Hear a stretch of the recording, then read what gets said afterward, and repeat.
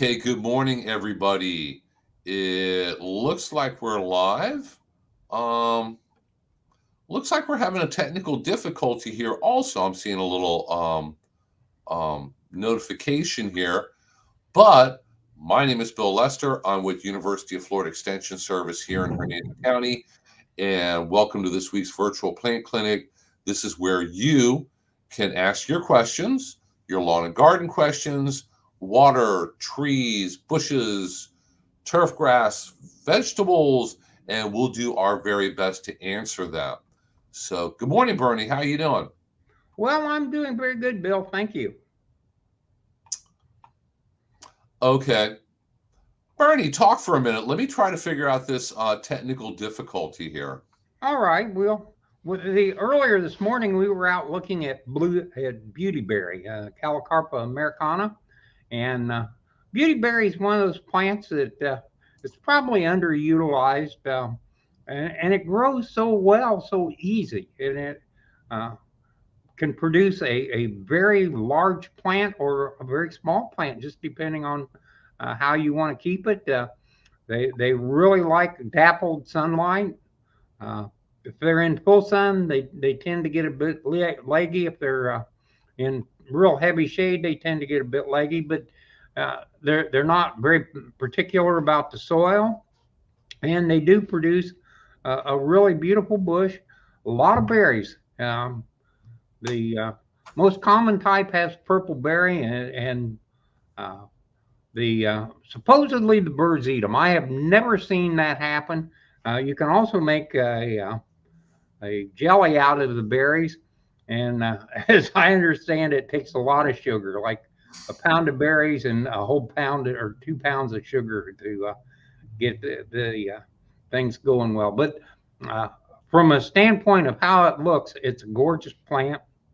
I've got a couple of them that are intentionally planted, and I've got out in the woodsy area another probably 35 or 40 plants, and they just do so well. You don't have any maintenance to speak of.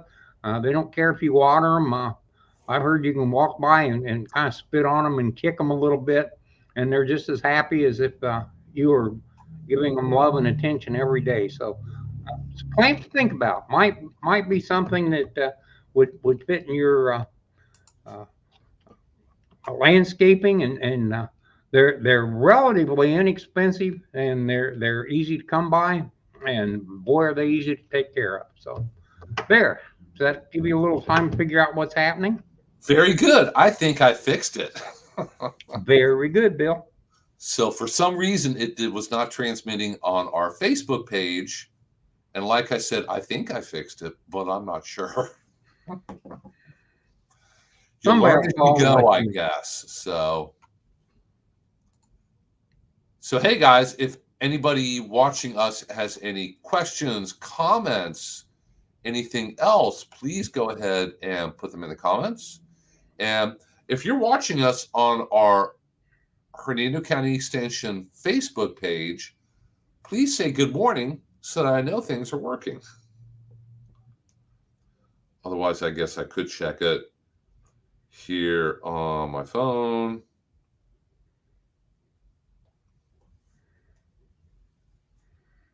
Yeah, we haven't had the hello things, the messages we normally get. So, Yeah. Oh, okay. We're on. all right. I think. It's been raining so much, it's probably muddy where everybody is. They're staying inside. I tell you what, yesterday afternoon, it rained at my house and it came down in buckets, turned my entire front yard into a lake. I mean, it was a lake until the rain slowed down to just a little drizzle. And in 10 minutes, it was all gone because I live in Spring Hill, so it does not take long to drain. But when it comes down fast and hard and in buckets, it piles up. So There we go. there we go. Good morning, HOC Family TV. And good morning, Bassem. How are you doing? Um, okay, that is Diana with HOC Family TV. Um, and they picked up one of our finger lime trees that we offered, and the rain was very, very strong yesterday. Fortunately, I made it home before it really came down, but I know after that I would not have wanted to be out driving around or coming home from work or going to the store or anything. Okay, we have a question. Bassem wants to know, can I grow Seminole pumpkin from seeds now? Yes, I believe you can. I think that if you plant it right now, you'll have enough time for it to grow and flower and give you Seminole pumpkins before we get a frost or freeze in the winter. Normally, Seminole pumpkins you're going to plant kind of late spring, very, very early summer, because it is one of the few things that grows very well and produces very well in the heat of the summer, June, July, August, that time of year where most other vegetables are not going to do well. So Seminole pumpkins, sweet potatoes, okra. Bernie, you like okra? I do. I think okra is a really good thing to put in a lot of stews, and Gumbos. I love it. Yeah. I like it too. I know not everybody does, but um, I even planted just the other day, and they just started coming up, some red okra seeds, hoping that there's enough time to get them growing in a container and have them grow up and get okra off them before it gets cold this winter. If it gets cold, who knows? Last winter, it stayed fairly warm the whole winter. Didn't have a whole lot of real cold weather or damaging weather. So, As a general rule, we tend to get our frost within a week either side of Christmas here. So yeah. that's if you're in Hernando County, that's a good way to plan that. Uh, and you can always cover plants if we get an early frost. So a waste basket, a cardboard box, something you can just stick Mm-hmm. over the top of the plant really works good. All you're doing is tinning it so the heat out of the ground will protect it. So generally, that last week of the year is the danger zone. Yeah, and I know that if you save up your old blankets and sheets and even little sections of carpet, that helps a lot with covering plants. I didn't. I don't think I had to cover anything last year, and things that always get at least some damage, like lemongrass or bananas, no damage at all, and they're doing great this summer because of it. Yeah, I had to um, protect my Hawaiian lay plants. So uh, Yeah, they're very sensitive. They're always the first to get hammered on a really cold night. yeah. We have a question on what's the best way to transplant the finger lime? Carefully, because they have a lot of thorns. They have thorns up on the little branches, in the canopy, and all up and down the stem, all the way down to ground level. So, number one, wear gloves. Number two, when you're planting any citrus tree or really any tree, the most important thing to do is plant it at the same level, the same depth that it was growing in the pot. If you plant it deeper than how it was growing in the pot, it'll grow for a bit, but it's probably going to die within like 1 to 3 years. We see that, believe it or not, for homeowners who get oak trees and other trees put in their yard that bring them in a large container, plant them. The major cause of tree death is improper planting from putting it in too deep. Such a simple problem to avoid. Just same depth. Don't put it in too deep. With the pot that the finger lime comes in, you can plant those fairly easy just using a post hole digger. Uh, Yeah. Make sure that the whole pot sits at exactly the right level. Pull it out, stick it down in the hole, and then as you slowly put the dirt back in, use the water to make sure it's compacted. We don't have any air spaces, and you can do it pretty easy. You don't have to have a shovel. It works just fine to use a post hole digger. Yeah. And on those days when you get 5 inches of rain in the afternoon, you don't have to go out and water it either. Which has been every day. I So know. Yeah. And I think it's supposed to be that way today, then after that, it gets a little bit drier. But welder's gloves or something is Yeah. yeah, you know that plant is probably the most hateful plant I've seen. Yeah, it's pretty scary looking. All I could say is that you're going to have to wear gloves when you're doing anything around it, or eventually when it flowers and bears fruit, you're going to be wanting to wear gloves when you go in there for the fruit. I found, because I have a holly bush hedge, and it gets a ton of vines underneath it. I have skunk vine and other vines. I have the ones with thorns that come up, and the only way to get them out is to crawl around and cut all those vines back at ground level underneath. And I always get torn up from the hollies, from the thorns on the vines. So I got a pair of work gloves, and the glove part is the kind of dipped plastic, kind of Tyvek like, so it gives you really good protection. But the glove goes all the way up to like above my elbow. So sometimes you're going to have to. I got it on Amazon, less than $20, I think, and they seem pretty sturdy.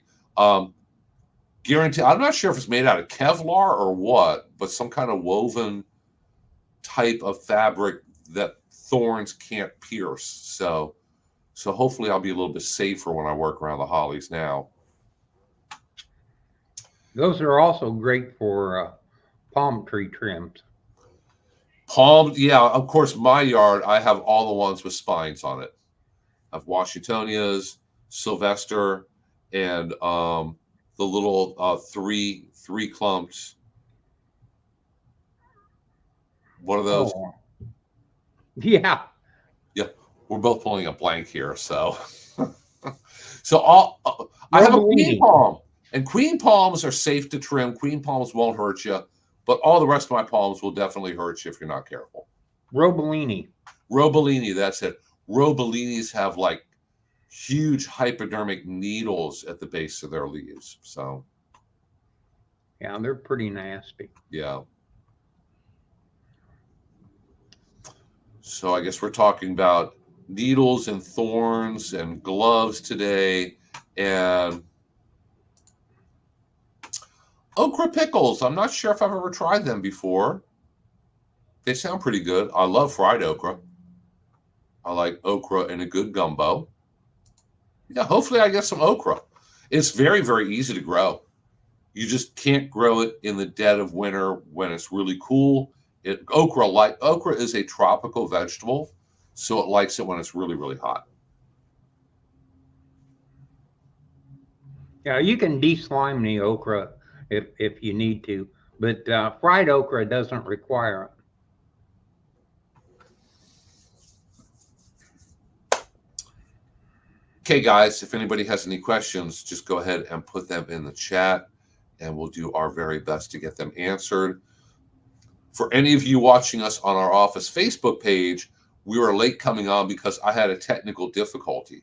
I had to drop the location and re-enter it for us to start transmitting on Facebook. So, but we're here. We're here now. What do you think of spiders in the garden? That's one of those things that almost everybody is terrified of spiders, but Yeah. I can't see where they're anything but beneficial. What's your opinion? Things that could potentially bite me or injure me or that jump out and surprise me, like mostly spiders and snakes, because you never see a snake 10 feet away. You turn a corner and there's a snake right there, or it just pops up out of nowhere. I just leave them alone. I have a black snake that lives in my yard. I have the really large wolf spiders that don't make webs in my garden. So I'll be out there doing something, pulling weeds, whatever, and I'll disturb one, and they're big. And then he comes charging out. I just leave them alone. I don't touch them. I don't hurt them because they're all very, very important. Um, if you're fortunate enough to have a nice little ecosystem in your vegetable garden, it helps a lot to keep things in balance, and you'll have fewer, generally, pest problems and fewer problems overall. So I do have spiders. I have a black snake. I'm not sure how much of an impact he has on the vegetable garden. I have a boatload of anoles. I have the six-line skinks. They're really pretty and they're really cool. They eat a lot of bugs. I have the little, and I can't remember the name of it. I think it's protected or rare. Another little skink or salamander. It has kind of a colored tail on it. I have them in my Mhm. backyard also. Having beneficial beetles. If you see a beetle, and if you're daring enough to pick it up, look at his head and it's got big jaws, it's probably beneficial because it uses those jaws to eat things like caterpillars and stink bugs and other things that are damaging your plants. Those tend to be beneficial beetles. I have them also. So I've got a whole little wild kingdom out there. And if they're not seriously damaging my plants and interrupting my production, they're more than welcome to stay. Then, the more the merrier as far as I'm concerned. You were talking about wolf spiders. Uh, their eyes do a very interesting thing. They reflect light back exactly from the direction that it came. So uh, you can go out at night, take a flashlight, put it up uh, to the side of your head so that it's at Mhm. eye level, shine it around in the your yard or your garden or whatever. And if you see these little diamonds light up, those are wolf spiders. And it doesn't bother you until you do that and find out that there's about 65 little diamonds that light up in your yard. So uh, Yeah, it, and you normally never notice them. You normally don't encounter them. I guess because I know a little bit more about the different things that might be in a garden. When I see them, they kind of stand out to me. I have a very sizable wasp that hangs out in my garden. It's not a paper wasp. I'm not sure what family or species it is, but it's a larger predatory wasp. And I believe it's one of the ones that looks around and preys on spiders. So all of us should have spiders. We should all have wasps that eat the spiders. We should all have wasps that eat caterpillars. And we should all have caterpillars in the yard. So we should have a little bit of everything. Blue tail mole skink, that's what it is. I've actually seen them in my yard. So if anybody wants to see what they look like, Teresa is on the ball here today sharing University of Florida information and links for all of you. And I have been, with all this rain, especially when it rains late in the day and early in the evening, you will have an explosion of frogs and toads. I have southern toads in my yard. We've had an explosion of the little tiny frogs, the little tiny black ones. So it's that time of year. the, uh, the frog thing is kind of a problem in that we have the Cuban tree frog that is overtaking our native green tree frog. And it's easy to tell the difference. The Cuban tree frogs have big pads on their toes, and if you have tree frogs, the little green guys or gray with the real big pads on their toes, uh, those are bad guys, and unfortunately they are taking over. So, uh, it, you know, I'd say use them for fish bait or something, but uh, I'm not I even sure if it get in works for trouble. that. Uh, but they need to have their population reduced. So uh, if you can figure out some way to do it, that would be a good thing. Yes, Teresa does a fine job right here at the office keeping their population limited right out front. I'm sitting here looking up saffron, growing saffron in Florida.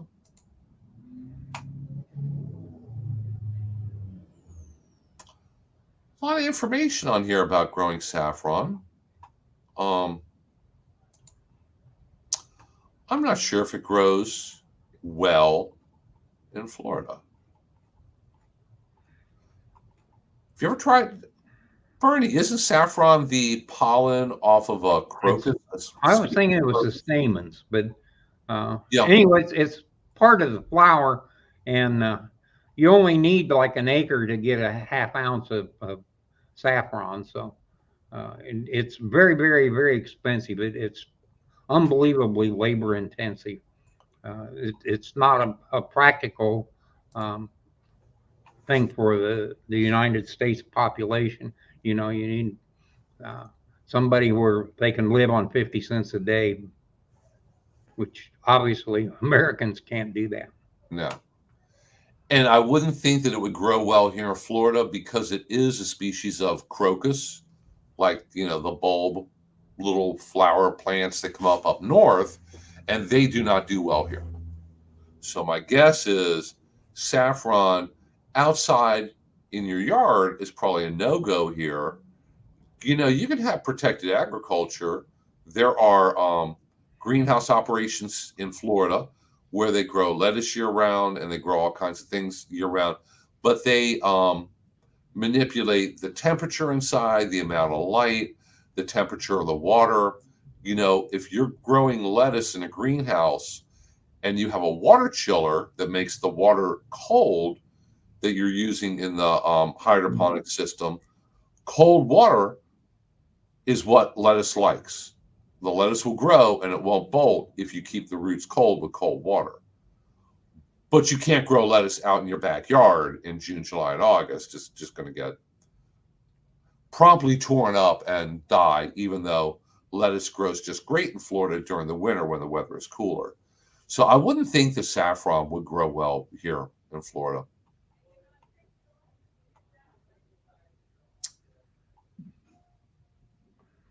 Yeah, I really don't think that from the number of plants required that.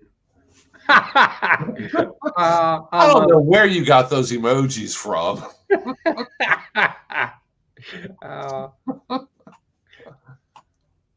it. It is a surprise, though. I used to take night walks up at Chinsiga, Mm-hmm. and that was one of the things we would do. We'd stop at one of the grassier areas where it was at least a little shorter, and do the flashlight thing.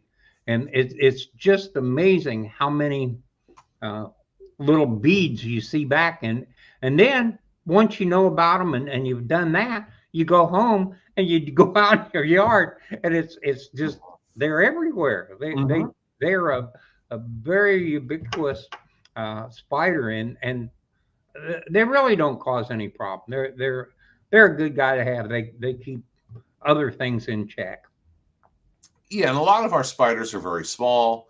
They're not, you're really not going to notice them that often. If you walk outside in your front yard very, very early in the morning and the grass is still wet, a lot of times you'll see a lot of webs, little spider webs in your lawn. And those are just tiny little spiders that live in your lawn. And the moisture will hang on the web so that the web is actually visible. And they're just eating, little moths that are out in your yard, chinch bugs, whatever they can find. They're not hurting anything. Yeah, we had a golden orb set up housekeeping on our porch, Yeah, and they're real common this time of year. they are one of those things. If you're not a fan of spiders, they're just out and out scary. I admit it. I'm not a fan of spiders, and yet we decided that we'd let it go. We if it didn't bother us, we wouldn't bother it, and we ended up. We had him for a couple of years. Had her for a couple of years. It's interesting because the male lives on the same web with the female, and of course, the female's 2 inches. The male is maybe 3/16 of an inch, maybe a little smaller. He's just down uh, at the very extreme part of the web, trying to stay away from her. So uh, there is a real case of dimorphism in the sexes. So they are two totally different things. You never realize that that little tiny guy was the male. Yeah, and I'm yeah, let me go ahead and see if I could share this.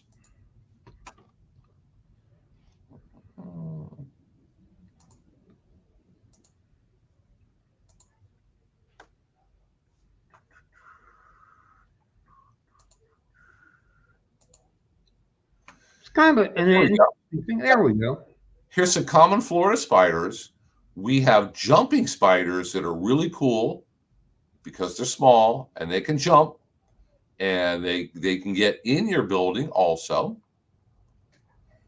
Crab spiders are really common out in the garden. There was a picture, or orb weavers. I'm sorry, it's orb weavers are very, very common in my yard at least. I can go out there, and if I see webs, I look closely, it's going to have a spider that looks like this, and they're beneficial also. And here's one of the, and you know, the common name that we always call them is banana spider. Yeah.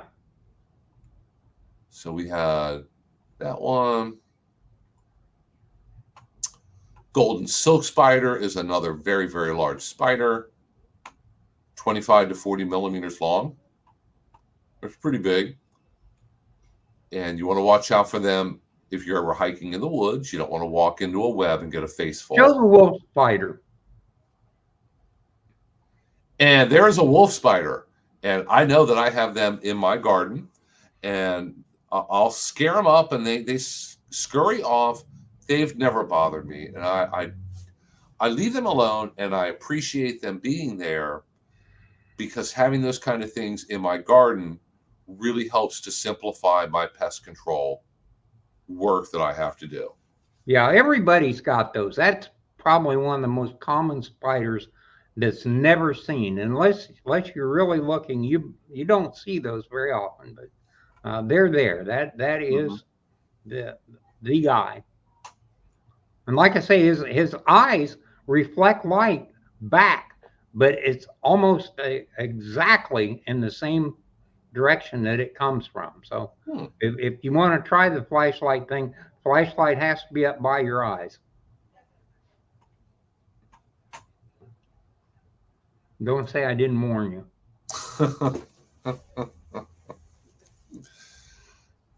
Yeah, it does kind of seem like we're preparing for Halloween here. We're talking about, you know, spiders and snakes and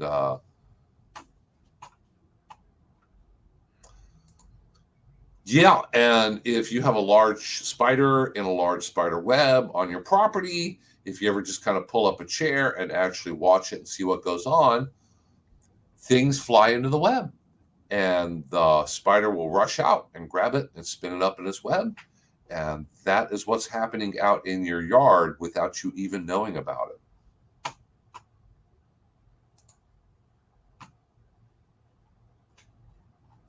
I need to spend more time doing that, actually, pulling up a chair outside. I have a couple fire bushes, and I know that I have at least one hummingbird, because I've seen it in the backyard recently, that hangs out by my fire bush.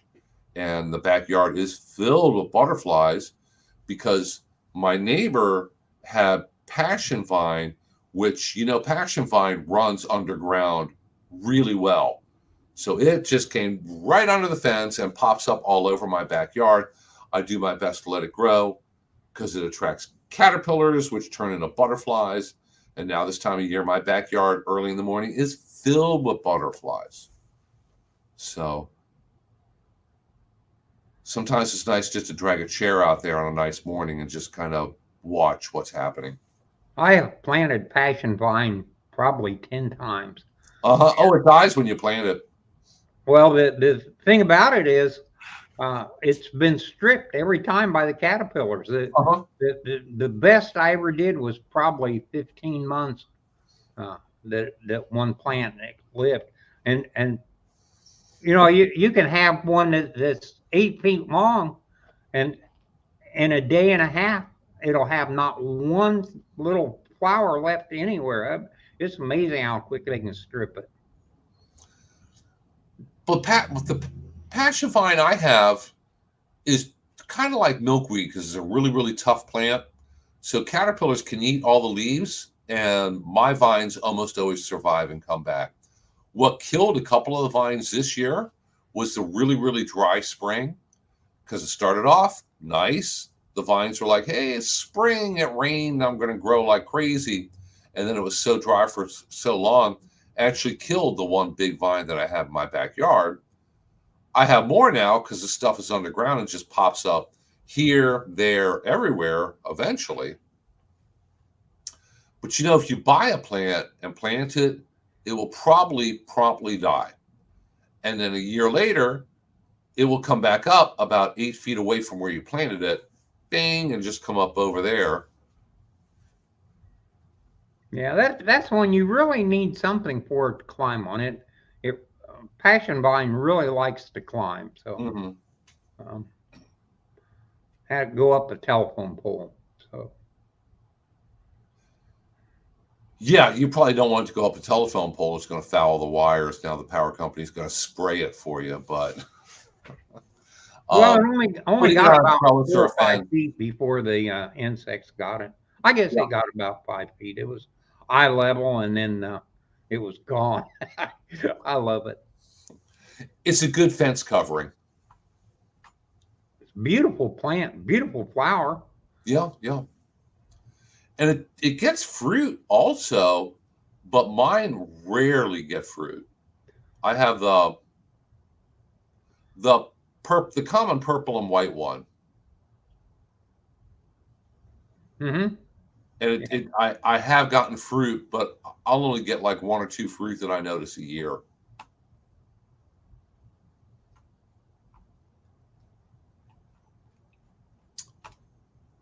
So, guys, if anybody has any questions, just go ahead and put them in the chat, and we will see them, and we will do our very best to answer them. Um, I think with all the rain we've been getting, it's slowed down gardening a little bit. So the activity doesn't seem to be quite as strong as it was a month ago. yeah, and it's still hot. I know they said today our heat index here in Hernando County could be as high as 110 while it's sunny. Let me look out the window. Yeah, it's halfway sunny out there right now. But it's supposed to get very sunny again, very hot, and then very, very rainy later on. So I think that's keeping a lot of people in. Yeah, if you're going to garden, you definitely need to do it in the mornings. Phyllis asks, what's new at the Master Gardener Nursery? And thank you so much for asking, Phyllis. I will be there tomorrow because we recently had a class on growing citrus. It was the class covered the basics of growing citrus, mostly kind of geared towards new Florida residents or people who have never had a citrus tree before. Maybe they bought a house that came with a citrus tree and they're like, what the heck do I do with that? I don't know. And as a part of it, if you wanted to purchase a Sugar Bell Mandarin orange tree, which is citrus greening resistant, you can do so. So I'm going to be at the nursery tomorrow handing out those trees to people that have already pre-purchased them. But if you want to stop by the nursery, I know that we have at least 5 to 10 Sugar Bell citrus trees still left, not spoken for. So you can stop by and get a Sugar Bell Mandarin orange tree. And we still have a few of the Australian finger limes left. Also, the really thorny finger limes that we're trying to get rid of. If you're not able to make it out to the nursery this coming Saturday, just watch on Facebook because we're going to post exactly how many we have left in a couple days to try to get the rest of them sold and in people's yards and planted and being watered from all the rain we're getting. Other than that, the nursery is probably a swamp right now. Yeah, that sugar bell is a nice citrus tree. If you want something that has the look of citrus, develops a decent size, uh, makes a good specimen tree, and actually produces citrus, and you don't have to worry about it. That's a good one. Citrus is very very unique in that uh, you really don't need to do much with the tree. Fertilize it 3 4 times a year, and basically, uh, if you see a problem, it's either going to go away or the tree will die. And there isn't all that much you can do about it. There's If you're a commercial grow, you do all kinds of things to make the fruit beautiful and everything. But if, Yeah. if you're a homeowner and you don't mind the fact that your fruit isn't going to look like a painting, uh, almost none of the things that happen to citrus really affect the quality of the fruit. So it's an easy plant to take care of, something that actually produces food with very, very little effort. Uh, the citrus had been a fantastic plant from that standpoint up until greening came along. Well, now here's an opportunity to get a plant that doesn't have greening, kind of sells itself as being old Florida like a palm tree does, Mm. and yet you don't have to worry about it. So, if you want a citrus at all, that's a good place to start. And we have a question here. You don't have to report gopher tortoises. Um, just leave them alone. Let them be. Enjoy their presence. I have always had a few in my neighborhood, and sometimes during the day they walk across the street, they cruise through my yard, they stop and eat some of the weeds and plants and stuff that I have growing because I don't spray my lawn with anything. It is not pure grass. It's maybe three quarters bahia. The rest is weeds. And gopher tortoises can always find something tasty in my yard. So can rabbits and a lot of other things. Whereas those in HOAs, maybe gopher tortoises, don't find it nearly as tasty. But other than that, just leave them alone and let them be. They are protected, so you're not allowed to move them or relocate them on your own. Gopher tortoises tend to spend 2 to 3 years in a spot and then move on. So You know, they won't be there forever. Cindy has dollarweed in her lawn. That's because we've had so much rain, and dollarweed really, really likes water. And your lawn has probably been getting plenty of water recently. So, is there a good way to get rid of it? When I pull it, it breaks off. Image has products that works pretty good on dollar wheat. Uh, if you read the label, it says it's recommended for dollar wheat, and it works fairly well. Image used to be only one product. Image is now a family of products, so you have to read the label to make sure you get the right one. But that's probably the simplest, easiest one to get. Yeah, and don't overwater your lawn. Now, even if you don't overwater your lawn, when we start to get a ton of rain, you can't control that. But you don't want to overwater your lawn and add to the problem because then you'll end up with lush, beautiful dollar weed that's just going to go like crazy. So try to stay on the drier side if you can. There's another plant that looks like dollar weed called dichondra, Mm. and they actually use it for lawns in California. So I think that's kind of an interesting little tidbit. Technically, there are other things that you could use for lawns. I mean, we have plenty of ground covers.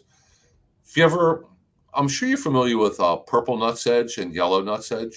Hmm. The way it grows and the way the blade is shaped, if you had an area that was just packed full of it and you run over with a lawnmower, it looks fine. Yeah. It looks like a lawn. So, um, Teresa put some information up here about what I have, which is a freedom lawn, and also dollar weed. Very, very, very common weed. Very common question for us. Um, Here's a question from somebody who's never asked a question before, from Cecile. Says, "Good morning, thank you. What is a good natural fertilizer for fruit trees?" The best natural fertilizer there is compost. Yeah, quality compost. And if you look on the market, they have a lot of organic fertilizers now that have low numbers. So the percentage of nitrogen, phosphorus, potassium is low initially because it's made out of materials that have to be broken down by bacteria in the soil and moisture and fungi. So it's going to contain things like blood meal and bone meal and cottonseed meal and stuff like that. but those can be very good fertilizers also. They're just not, if it's organic, it's not going to be a fast release. It's going to be much more of a slow release. So for fruit trees, they're going to be fine also.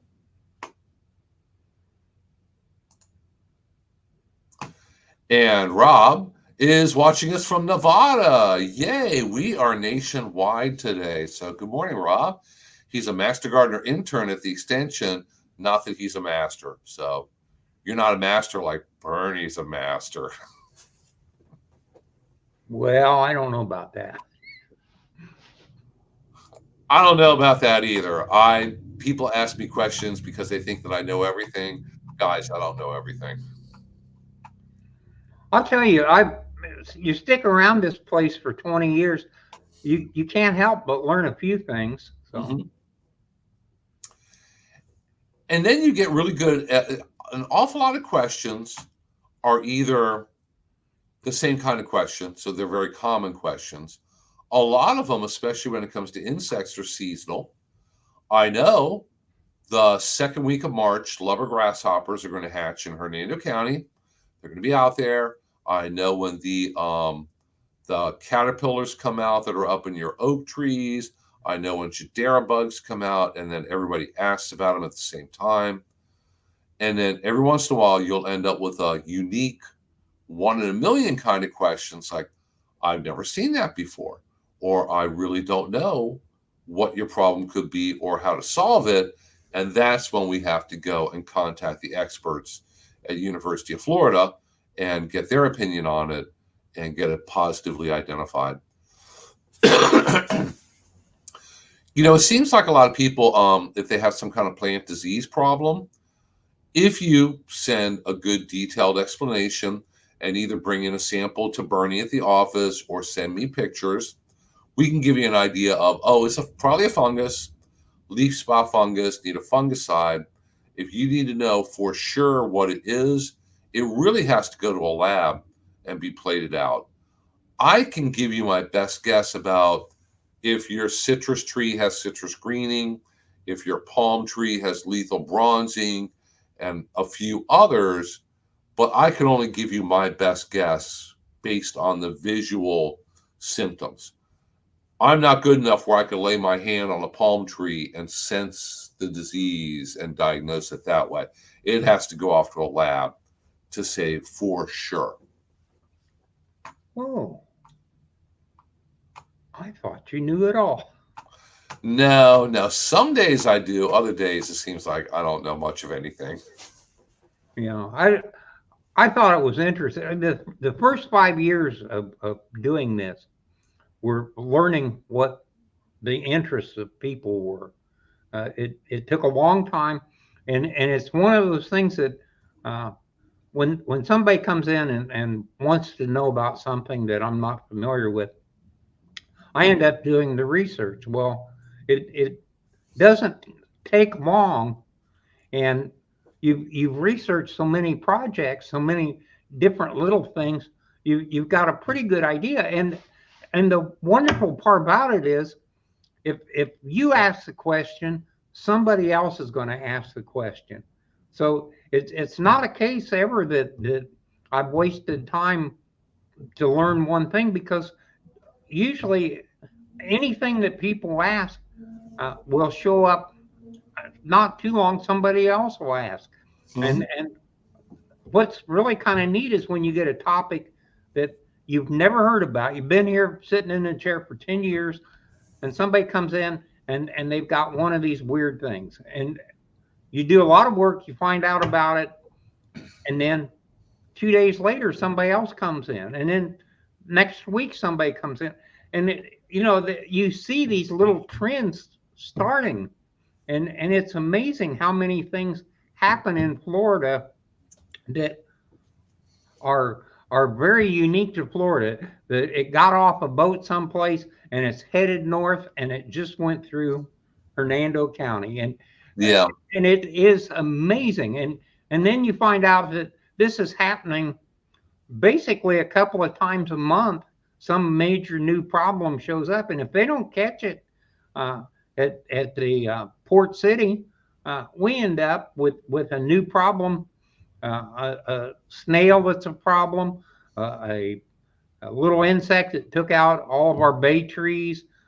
These things come and go. So uh, it's just a constant new learning experience. And if you like to learn, man, this is the place to be.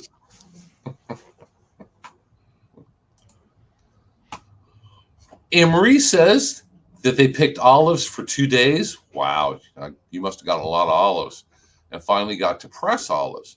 Growing olives is a lot of work pruning and picking, but the oil is wonderful. Just thought I'd share. Takes 10 to 15 years to get a full yield on the tree. And like we olive trees have come up before on here, either last week or the week before. I've seen one in somebody's yard. It is a very, very attractive tree. It has kind of Pretty. silvery gray foliage, so it looks different. Nice size, nice natural shape. I thought it was a great looking tree. Says you need at least 300 chill hours, and that's going to depend on the exact variety you get. If you're thinking about getting a olive tree, University of Florida has a lot of information on the different varieties, which is going to do well up where Anne Marie lives up in North Florida, which is going to do well here. And it was a really great experience hearing from friends in Clearwater that they're getting olives. And she has an olive emoji. I don't know where you all get these emojis from, but yeah, I just recently had to have a large Sylvester palm tree cut down in my front yard because it got lethal bronzing and it died. And it sat there pretty dead for a pretty long time before I finally got the tree service out there thinking, well, I guess I need to suck it up and have it cut down. I was in no big rush. I got more important things in my life than a dead palm tree out front. Palm tree is cut down. I do need to make arrangements to get the stump ground out, but I'm going to need a tree for the front yard. I think I'm going to get an olive tree. It's going to be a full sun location out front, sandy soil. So I'm going to have to look up, and Teresa has already shared a link for it, Olives for Your Florida Landscape, and figure out the best one to kind of take a shot at growing in my yard. They are a beautiful tree. I think they're gorgeous. And you just have to look in the emoji selector. I didn't even know they had one. Oh, I know what these emojis are for here. So, no, everybody loves olives. I do. I really love olives. Yeah. I put them on my hamburger. I'll have to try that. Lettuce, tomato, mayonnaise, and olives. I like the cheap green ones. They tend to be really salty. I like the big black olives. I like the stuffed ones.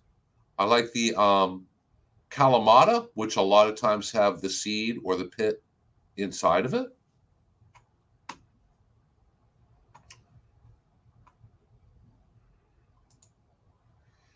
And I guess I could take a road trip up to North Florida and have Anne Marie press those olives when hopefully I get a whole bunch of them. And there are an amazing number of different varieties of olives around the world. You might think, well, there's maybe 5, maybe 10 varieties of olives. Oh, no, there's tons of different types of olives. So, hey, guys, looks like we're kind of getting close to that time. So let me go ahead and share with everybody who is watching us live or watching a recording of this. And if you're watching a recording, thank you so much for giving us your time to watch this. Hopefully you've learned something. And if you have a question that we didn't cover or we didn't cover well enough, best way to get in touch with me, shoot me an email, send me pictures, send me a description of what your problem is, and we can work out back and forth what it is and hopefully come up with a solution to your problem. If you'd like to call and speak with Bernie, that is our office phone number, and Bernie is here pretty much all day on Thursdays. If you'd like to come by, where is it? And visit him. No, we don't have our physical address on here. So uh, we do have the address for our Master Gardener Nursery, though. So please feel free to come by our Master Gardener Nursery. It is not at the same place where our office is. It is right behind the Hernando County Fairgrounds, and Master Gardeners are there Wednesdays and Saturdays, 8:30 in the morning until 11. During the winter, they're there till noon. But when it's really hot, like today, it's supposed to be heating index to like 110, they leave at 11. And I can't blame them. I wouldn't want to be there past 11 a.m. either. Uh, we offer a ton of different free classes. I generally do most all of mine online, and we've had a number of them recently. Vegetable garden basics, basics of caring for palm trees. We have one on the basics of citrus just the other day. And if you'd like to sign up for them and watch them live, or if you sign up for it, I record all the classes and I'll send you the link and you can watch it later on that night after dinner or later on in the evening, whenever it's best for you. Best way to follow what we're doing is follow us on Facebook. Everything I'm doing, I put on there. There is our Facebook short name. And if you're wondering, well, what eventually happens to all those recorded classes? I think I'd like to watch a bunch of them. Eventually they end up on the Hernando County government's YouTube channel. And they have playlists. They have one for Florida Friendly Landscaping, and they will have one for Hernando County Extension. Mine are on Extension. Florida Friendly Landscaping contains mostly recorded classes that Lily Browning did. Lily was on here earlier. Maybe she's still on here right now. She's got like over 100 classes on there, and each one's about an average of an hour long because she made really long PowerPoints. So there's probably 100, 120 hours of education right there on Hernando County Government's YouTube channel. Easy to find. And Colby was not able to be here with us today. But if you'd ever like information on signing up for a free compost bin if you're a Hernando County resident, or how to sign up for Colby's rain barrel classes, once again, if you're a Hernando County resident, just go to this link tree, and it's a place where he has links to all that different information. If you live in another county, not in Hernando County, chances are you have some kind of rain barrel program there also. I know a lot of surrounding counties do. Not everybody does. But check with your local extension office there. And if they don't run it, they probably know if it exists and who does run it. So it can be run by extension, your county's utilities department, solid waste department. A lot of different governmental agencies will run rain barrel classes, composting classes, a lot of different activities like that. So let's see what kind of final. One thing to remember is that as soon as it stops raining would be a great time put down a pre-emergent and see if you can stop some of the winter annuals. So I would say another 2 weeks would be a great spot to put down pre-emergent, and then do it again in mid-March, and see if you can't stop the seeds before they become a plant. If you don't have a weed to worry about because it didn't germinate, that's a lot better than trying to poison it after it grows. And little ounce of prevention there. So yeah, that definitely helps. And pre-emergence can be very, very helpful. It's funny because you never know how helpful they have been. they make unless you do side-by-side comparison and you only treat half your yard, you leave the other half of the yard to compare and contrast. Most people don't want to do that. Here, let me bum. Where are we here? Let me. What do I want to download this as? There again, if you're growing plants, it makes good sense if you're going to put money into an investment type plant, which an olive tree is. Buy it from a local nursery. There are people that are buying plants for sale that are the correct plants to sell in your area. And unfortunately, the big box stores buy a million plants and they sell the same plant in Miami and Orlando and Gainesville and Tallahassee, and uh, maybe it works great in one of those places, but it doesn't work well in the others. So um, the investment type plants, deal with your local nursery, and if you want something special, your local nursery can not only get it, but they'll get the right plant for your area. Those are people that have a stake in the community, and I really believe local nurseries are the way to go. So, Okay, we got one last picture here to comment on, and I'll show the picture in a moment. This is coming from Bill Camillo, and he emailed me also and says, here's a photo of the landscaping they installed at his son's new house in Spring Hill. And there's a number of neighborhoods in that area, and I'm familiar with at least one because we had to go and give a presentation to them about their turf grass. And he says, seems like a little too much competition for a 20-foot by 20-foot area. And he's wondering what kind of plants they are. So let's go ahead and show the picture here. So I've been seeing this a lot recently. They are building houses, and they used to be known as zero lot lines. And the ones I've seen are like smaller than zero lot lines. The lawns, the yard is extremely small, and they will stuff queen palms, live oaks, magnolias in the yard.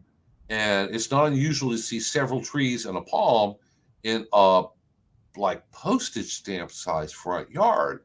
So, Bernie, what do you think is going to happen with these trees not that far down the road? well, the palms are going to get big, and the palms are going to be a problem because if you envision this, let's say that everything goes fine for 20 years. The little tree is going to be a big tree. The palms are going to be taller than the building. If anything happens, you now have big plants that are going to have to come out. If they get diseased and break off, they're going to damage the house.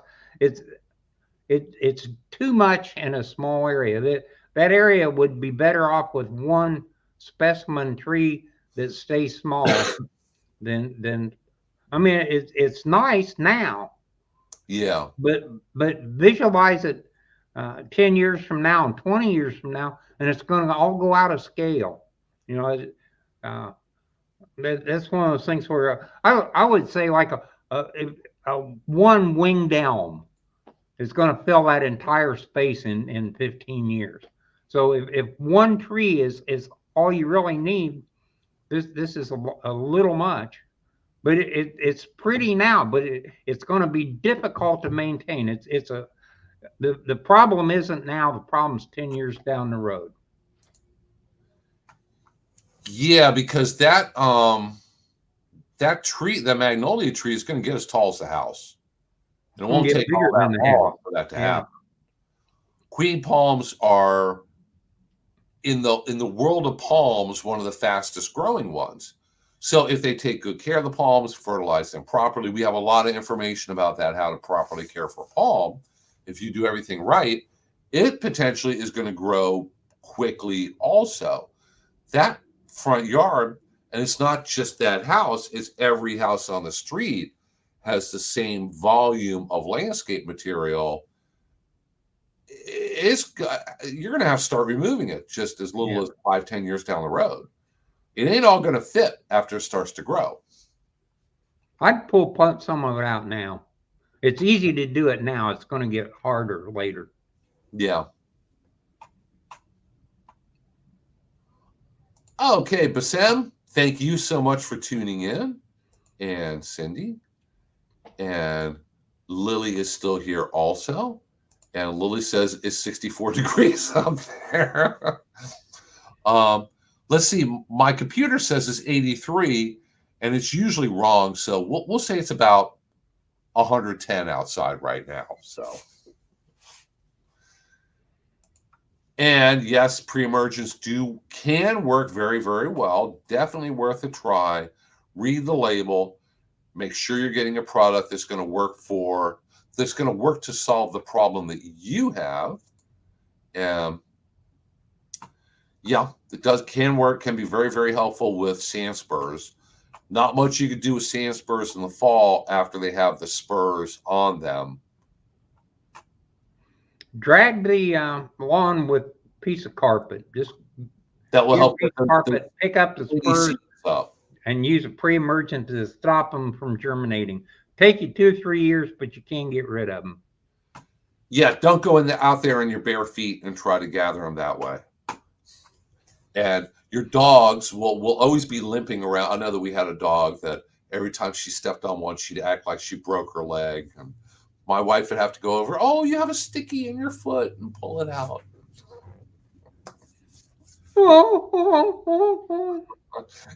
It's like, you didn't break your leg. You just stepped on a sand spur. You ain't going to die from that.